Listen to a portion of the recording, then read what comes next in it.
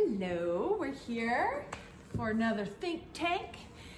Today I'm Robin Dufour. I got Nicole Armbrust here with me today, and we have to talk about running.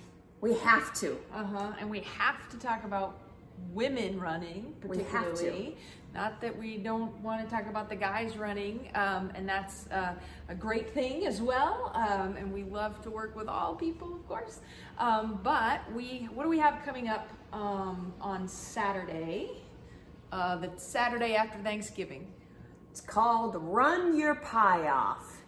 And this is probably going to show up backwards on the screen, but that's okay.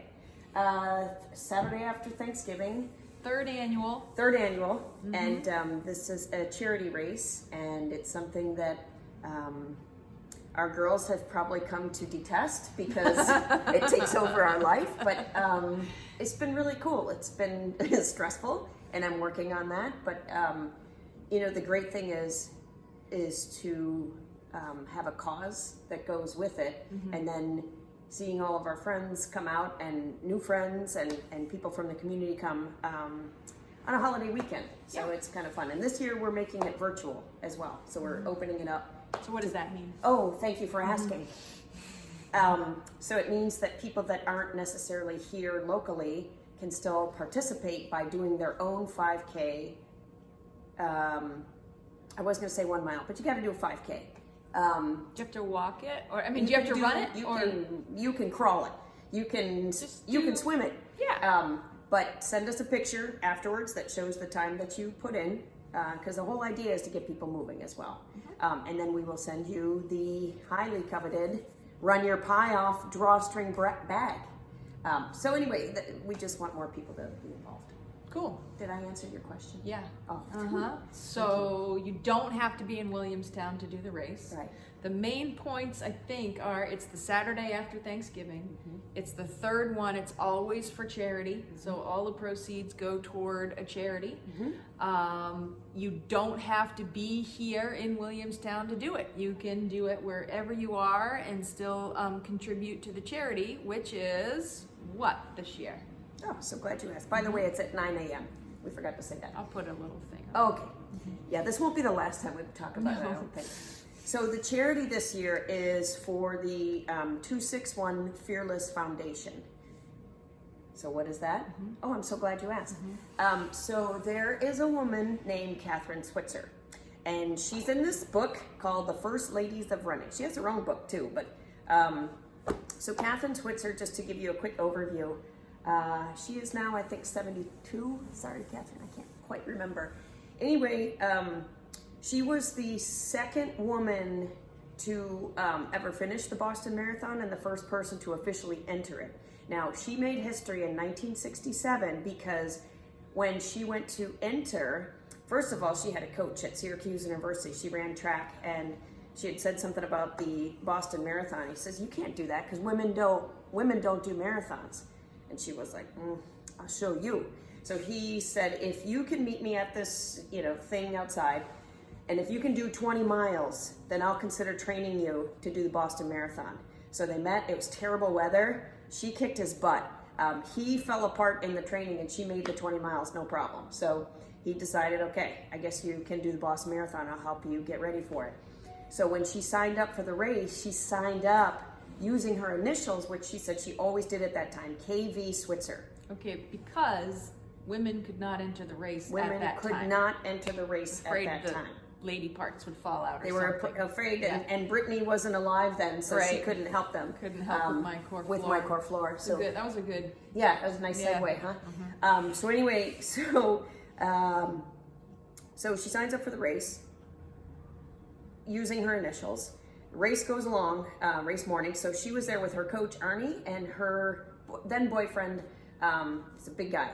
And they're doing the race, going along.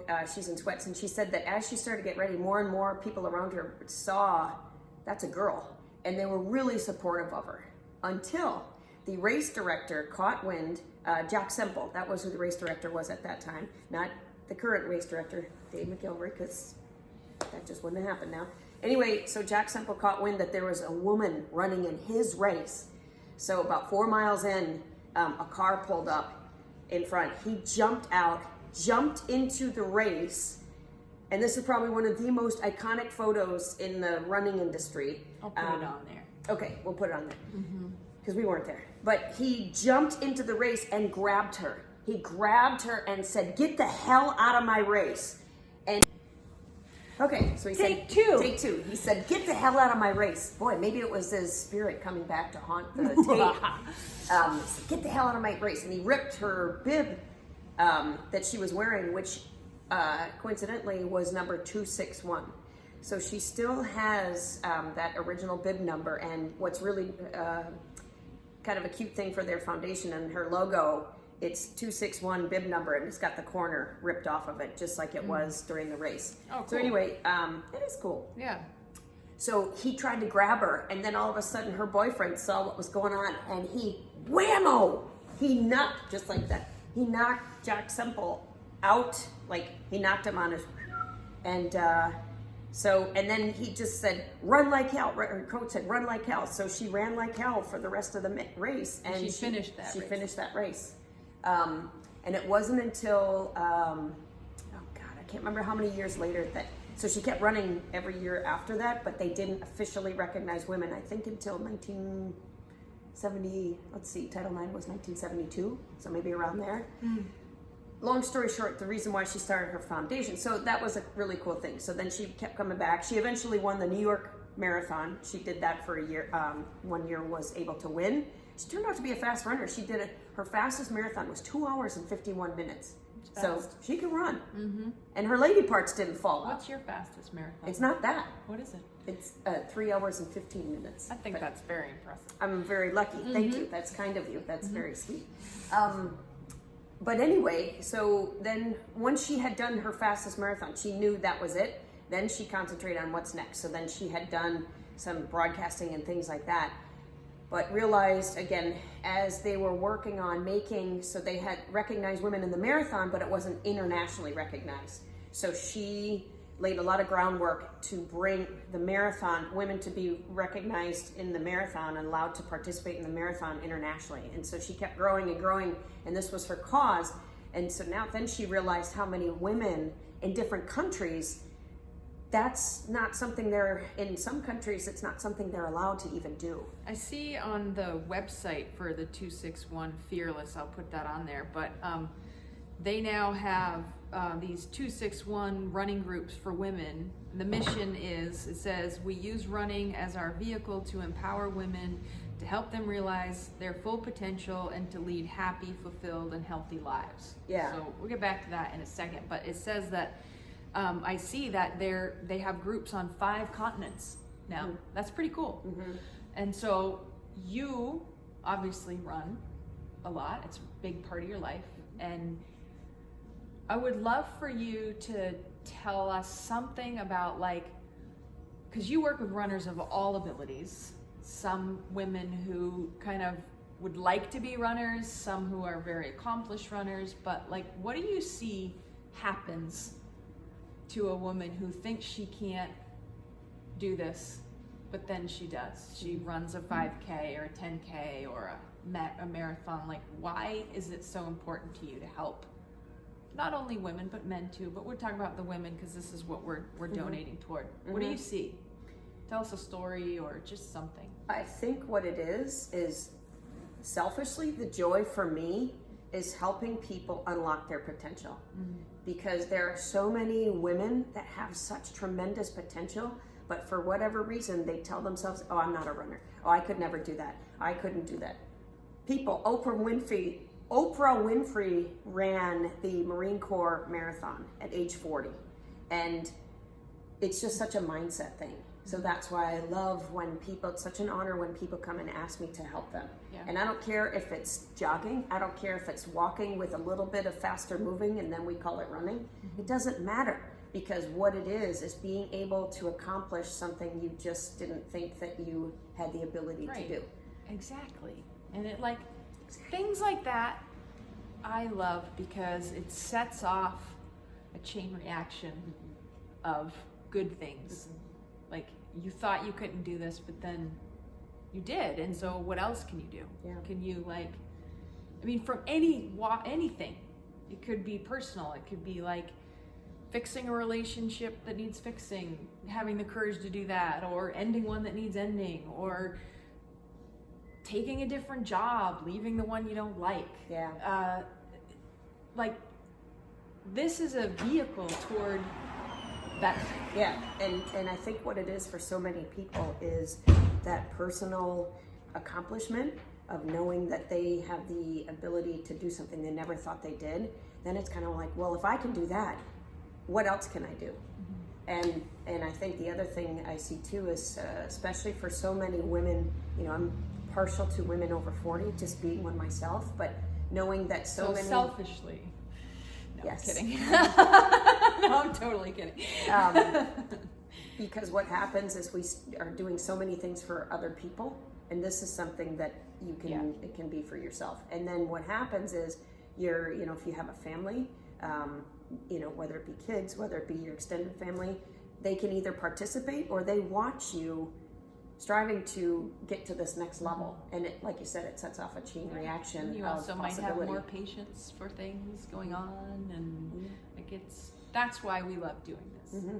Right? Yeah. And so the personal story of how we got connected to 261 Fearless is because in 2015 I was at Boston, and my sister, who has been so she's 2 years younger and has been a runner longer than I have, she came to cheer me on and felt the magic that happens at Boston. And we went to the expo together, and we always have a great time at the expo. And so Catherine's group was there, and my sisters kind of went and saw this and said, Fearless 261, what's this group all about? So she talked to somebody there. I don't know what I was doing. I missed this. But before I knew it, she became an ambassador for this group in 2015. Mm-hmm. And so that's when it was, I can't remember when the foundation started, but they no longer...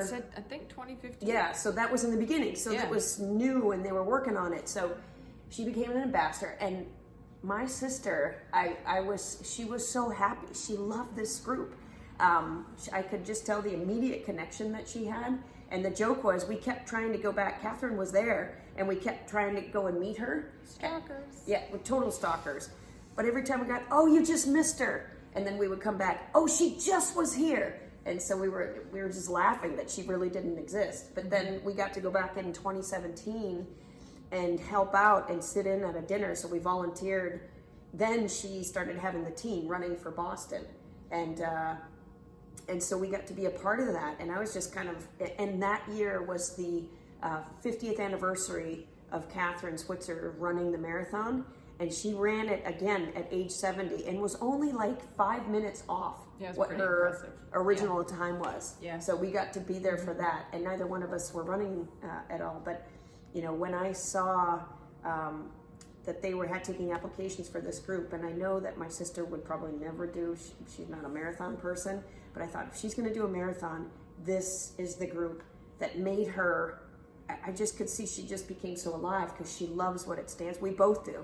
I think it's really, really positive because running has changed our life. It's made things in our world much better, and I can't wait to see what the journey my sister is going to be going on for the next couple months. I'm not sure if we were clear. Your sister is running the marathon this year for the 261 Fearless Foundation. So we're going to be helping to raise money for this foundation, which is doing really, really great things all over the world. All over the world. So our charity this year for the Run Your Pie Off is obviously the 261 Fearless. Okay. Be fearless, be free. We would love for you to help us raise money for this and come out and have a good time. Mm-hmm. Run your pie off. Mm-hmm. Yeah, right? And my sister and I, she loves her some Facebook, so she will definitely be doing updates. We get to be pretty comical. We have a really good time, and we'll make sure that we keep you all entertained with our progress along the way. So you'll see on the video, I'll have a link to how you can sign up for the race or, sign up for the race or donate. Is there a link to donate to her charity page? Like a GoFundMe or something like that? Okay, we'll have that on there as well. Okay, we're super excited. Yeah, let's run your pie off time. And we really appreciate you guys coming and supporting us for this race. It's really a fun thing to do in Williamstown because you know, it's a holiday weekend. And then you just get your exercise in, and then you got the whole day to shop day after Black Friday deals. So thank you for all of your support, you guys. Hope to see you out there. And if we don't see you out there, we hope to see you virtually. Thank you. We got it. Thank you.